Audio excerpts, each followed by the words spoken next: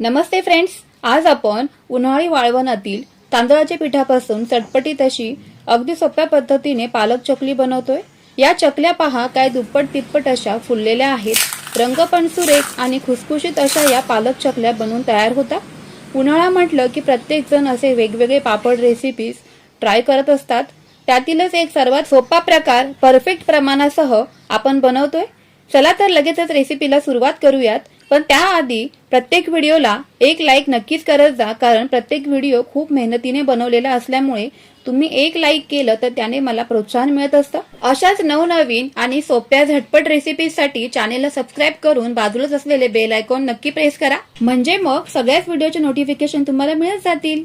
सर्वात आधी पालक चकली बनवण्यासाठी काय काय साहित्य लागतंय ते आपण बघूया। पालकची जोडी स्वच्छ धुवून साफ करून इथे मी बारीक अशी मिक्सरमध्ये वाटून घेतलेली आहे। तर 1 वाटी इथे मी पालक वापरणार आहे। आजच्या या चकल्या आपण पाव किलोच्या प्रमाणात बनवत आहोत, तर त्यासाठी इथे मी 1 वाटी पालक वापरणार आहे। आता 1 वाटी पालकसाठी इथे मी 2 वाट्या तांदळाचं पीठ घेतलेलं आहे। आता हे तांदळाचं पीठ कसं बनवायचं, हे पीठ रेडीमेड सुद्धा बाजारामध्ये विकत मिळतं। रेडीमेड पिठाच्या ऐवजी घरीच हे पीठ मी तयार केलेलं आहे। तर हे मी तयार कसं केलं ते तुम्हाला सांगते। इंद्रायणी किंवा कुठल्याही चिकट स्वरूपाचा तांदूळ आपल्याला इथे वापरायचा नाही। रेशनचा तांदूळ किंवा साधे कुपनाचे तांदूळ जे असतात तर ते वापरले तरी सुद्धा चालेल। आता हे तांदूळ मी स्वच्छ 2 ते 3 पाण्याने धुवून घरामध्ये फॅन खाली सुकवले आणि त्यानंतर गिरणीमधून छान असे दळून आणलेले आहेत। अशा पद्धतीने हे मी पीठ घरीच तयार केलेलं आहे।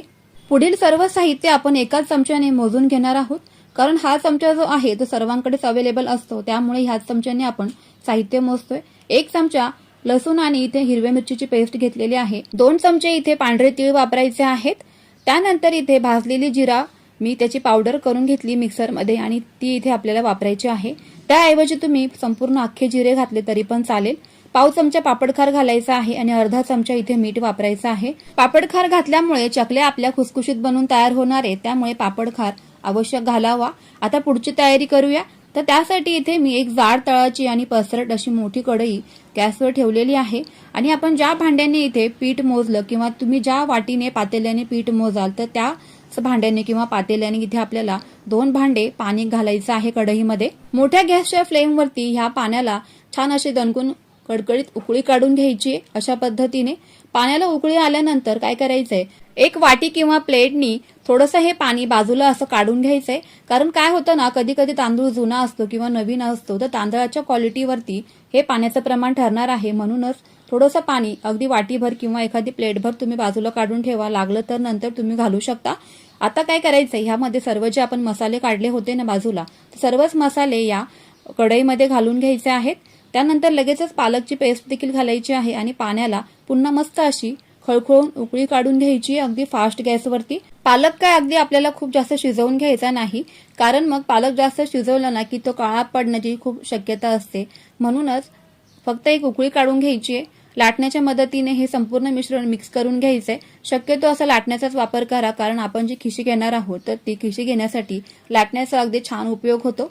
आता या पाण्याला हलकीशी उकळी आल्यानंतर आपण जे तांदळाचं पीठ काढलं होतं ना, तर ते पीठ या कढईमध्ये असं सोडून घ्यायचंय। अगदी थोडंसं अगदी हे पीठ घालायचंय, कारण मग गुठळ्या किंवा गाठी होऊ नयेत। तर इथे थोडंसं पीठ ऍड करत जायचंय आणि लाटण्याने लगेचच खाली असं हे मिश्रण मिक्स करत जायचं आहे एकसारखं। आणि ह्या वेळेला काय करायचंय की गॅसची फ्लेम अगदी स्लोच ठेवायची आहे ज्यावेळेस आपण पीठ ऍड करतोय त्यावेळेस, कारण मग जर का गॅसची फ्लेम मोठी ठेवली तर हे पीठ लगेच तळाशी जाऊन करपू शकतं। अगदीच मंद आचेवरती सतत हलवत आपल्याला हे पीठ असं मिक्स करून घ्यायचंय या मिश्रणामध्ये। तांदळाच्या पिठाच्या जर का काही गाठी झाल्या असतील तर त्या लाटण्याच्या मदतीने असं गोलगोल फिरून त्या गाठी मोडून घ्यायच्या आहेत। संपूर्ण मिश्रण एकसारखं असं ढवळत राहायचंय, जेणेकरून ते एकसारखं असं मिक्स होऊन जाईल। आता हे जे पीठ आहे ना, आपण कुकरमध्ये किंवा वाफेवरती शिजवणार नाही आहोत, त्यामुळे पूर्णपणे अर्धा तास आपल्याला हे पीठ असं एकसारखं मध्ये मध्ये 2 ते 3 वेळा हलवून घ्यायचे आणि शिजवूनच घ्यायचं आहे प्रॉपर।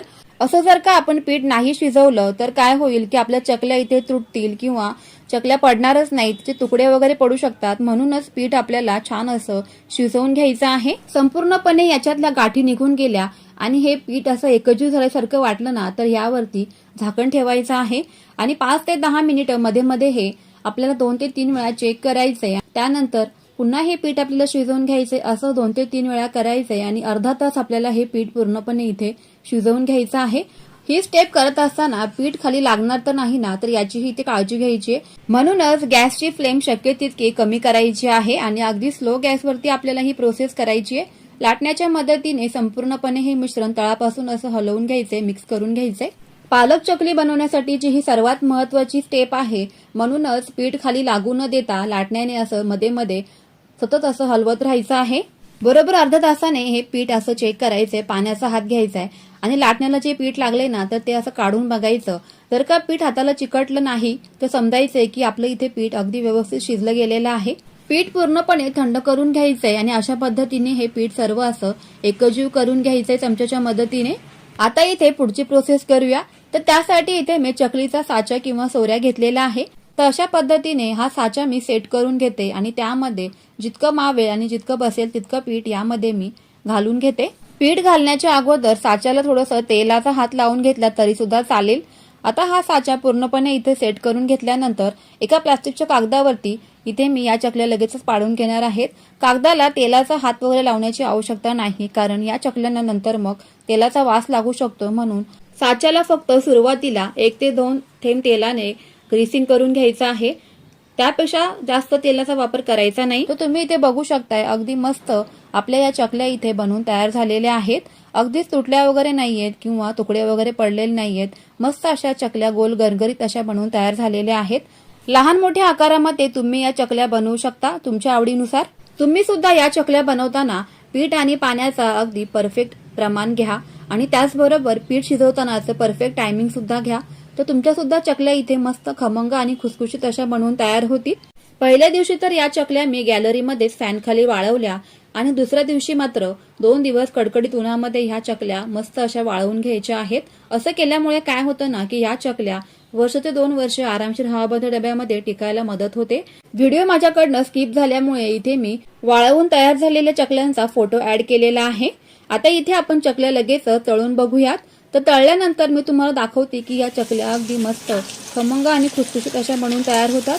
चकल्या तळतानाची अगदी महत्वाची स्टेप म्हणजे तेल चांगलं कडकडीत गरम झालेलं असावं आणि चकल्या तळताना गॅसची फ्लेम इथे मोठीच ठेवायची आहे.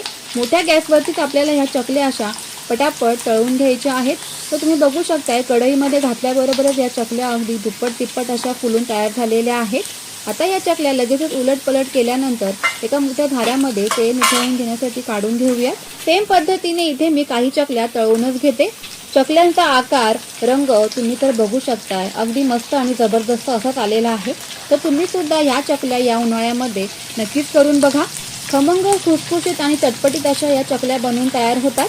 रेसिपी अगदी साधी सोपी आहे आणि घरातीलच साहित्यामध्ये बनवून तयार होत असल्यामुळे तुम्ही ही रेसिपी नक्कीच ट्राय करू शकता.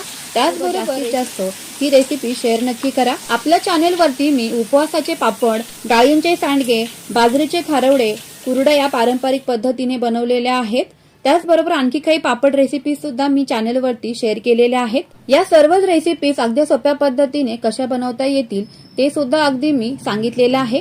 त्यामुळेच या सर्वांची लिंक मी डिस्क्रिप्शन बॉक्समध्ये देत आहे. तर तुम्ही नक्की जाऊन बघा. तुमचं असंच प्रेम माझ्या सर्वच व्हिडिओंना भेटू द्या. म्हणून तुम्ही सर्वच व्हिडिओ चॅनेलवरती जर का पाहिले नसतील तर नक्की जाऊन बघा.